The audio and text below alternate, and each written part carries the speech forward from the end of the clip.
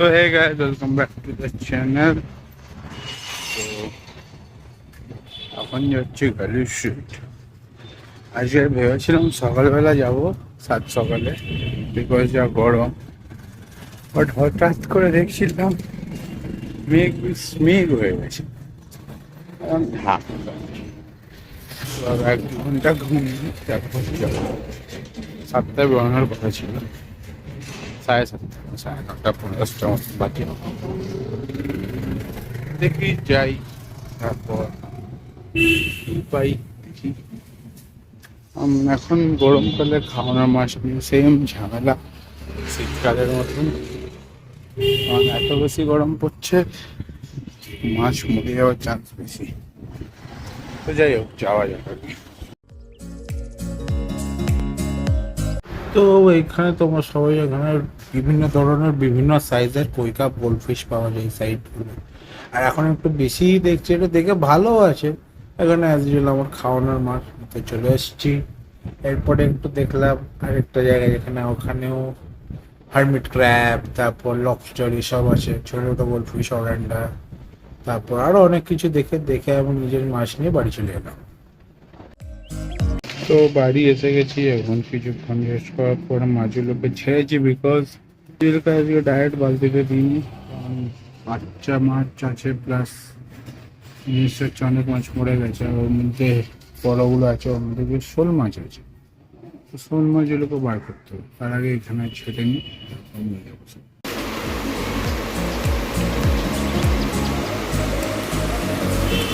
তো দেখো কত শোল মাছের বাচ্চা বেরিয়েছে এর মধ্যে থেকে, প্রায় 20-25টা তো হবেই। রুমি খালি তুলেছে, এর মধ্যে এমনি বাকি নর্মাল মাছগুলো, শোল মাছের বাচ্চাগুলোকে আলাদা করলাম, কারণ ওদেরকে একসাথে রাখা মানে আমি নিজেও মরবে, বাকি মাছদেরও মরবে।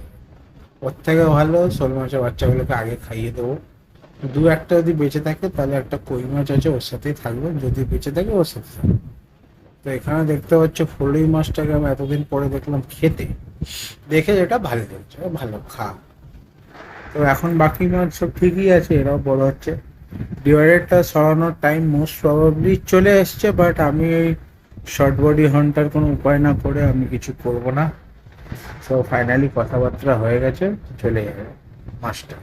দেখলে আমার টাইগার অস্কারটা কি শান্ত, আর এই অন্য অস্কারটা পঙ্গরের বাচ্চা, লেমন অস্কার না ম্যাঙ্গো, ম্যাঙ্গো তো নাই, ম্যাঙ্গো অস্কার হবে না, লেমন, হ্যাঁ ম্যাঙ্গো অস্কার হবে। কেমন এর সব মাল্টিমিক্স কালার, যাই হোক যেটাই।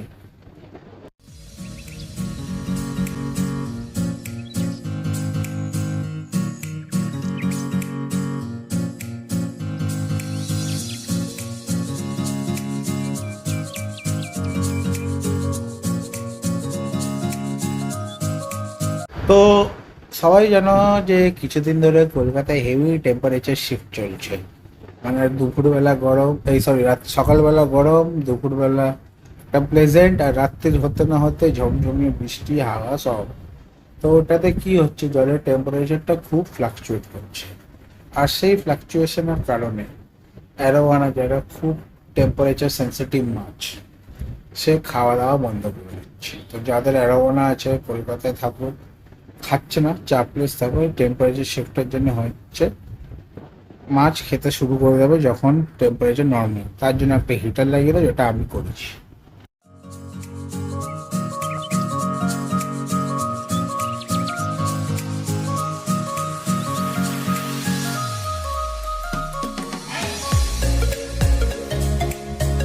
তো আমাকে বাধ্য হয়ে হিটার লাগাতে হলো, নাহলে ও খাওয়া দাওয়া সব বন্ধ করে দিয়েছিল। আর এদের কোনো প্রবলেম ছিল না অ্যাজ সাচ।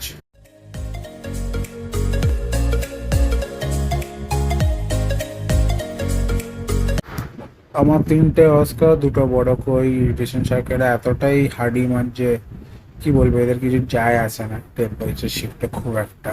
বাট অ্যারোয়ানা যেহেতু একটু সেন্সিটিভ, তো ওর জন্য একটা এটা প্রবলেম হয়ে গেছিল। তো আমার অ্যাবাবাটাও বড় হয়ে গেছে জানো, ওর এখন একটু মুড হয়েছে, ও বোতলটা মানে ফিল্টারটা না থাকলেও খাবে না।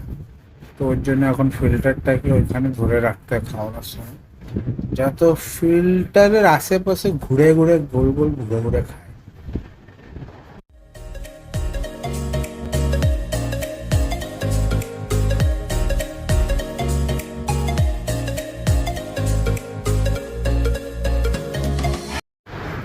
এই গাপ্পিগুলোকে আমি বহু বহু বহু মাস ধরে, মানে বহু দিন ধরে, সরি, বহু বহু দিন ধরে খাওয়াচ্ছি। প্লান্টেড ট্যাঙ্ক, হাইডিং স্পেস ভর্তি, সিমগুলো পর্যন্ত বড় হয়ে গেলো, বাট ওরা ডিম দেওয়ার কোনো সিম। আরে মহাশয় এখন হয়ে গেছে হেভি হান্টার, এটা খুব ভালো কথা। যেরকম একটা পিকক বাসকে হওয়া উচিত। টপো টপো আমি খাবার ফেলি, টপো টপো খেয়ে, কিন্তু একটাই প্রবলেম, ও এখনও বাচ্চা গাপ্পি খায়। আমি চাইছিলাম যে কিছুতে শিফট হয়ে যাক, বা চিংড়ি মাছ, তাহলে একটু সুবিধা হয়। বাট ও এখনও ছোটো গাপ্পি খায়, এখন সেটা কতদিন চলে দেখতে হবে। কারণ না শিফট করলে প্রবলেম হয়ে যাবে, অনেক সময় ছোটো গাপ্পি পাওয়া যায় না, এখন পাওয়া যাচ্ছে, বাচ্চা দিচ্ছে বলে। যখন বাচ্চা পাওয়া যাবে না, তখন একটা ঝামেলা হয়ে যাবে।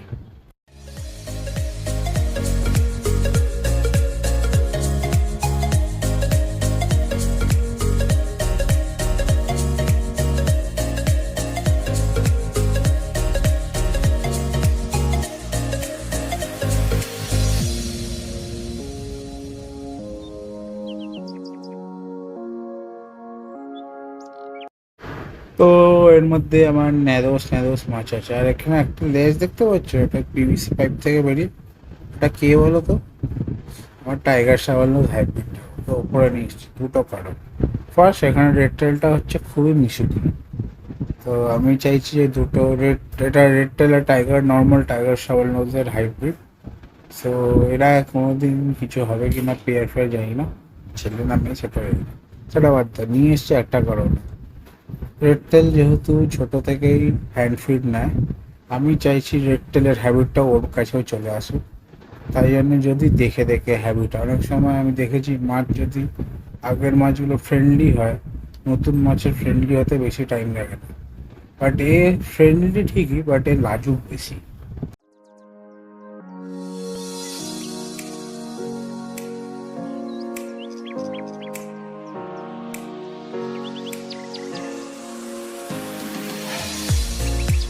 তো এটাই আশা যে আস্তে আমি কয়েক সপ্তাহ রাখবো, বাট ইভেনচুয়ালি আমাকে নিচে বড় ট্যাঙ্কে শিফট করেই দিতে হবে। তার মধ্যে দেখি যদি হ্যান্ড ফিডিংয়ের জিনিসটা সেট করতে পারি। আর এই হচ্ছে আমার বড় কচ্ছপ, টার্টল, সরি, এর নাম আমি ব্লাস্টয়েস দিয়েছিলাম। অন্য ছোট্টটা মারা গেছে ডুবে গিয়ে, আমি জানি না কি করে কি হলো, ডুবে গেছিল হালকা, তারপর ওকে ঠিকও করলাম, বাট আনফর্চুনেটলি আর বাঁচাতে পারিনি। যার যেরকম টাইম, এ হ্যান্ড ফিড নেয়, কিন্তু এ এত অ্যাগ্রেসিভ যে আমার আঙুলি কামড়ে দেয় আর দেখছি। বাট সেটা কিছু করার নেই।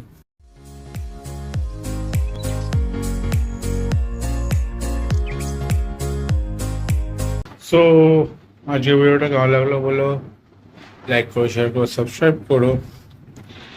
একটা ঝামেলা হয়ে যাচ্ছে যে বারবার এরা নেটটা খুলে দিচ্ছে, ডিভাইডারটা, এখন ওটার একটা ব্যবস্থা করতে হবে। শর্ট বডি হন্টার ব্যবস্থা, এটা অনেক ভিডিও ধরেই বলছি, ফাইনালি কথা হয়ে গেছে।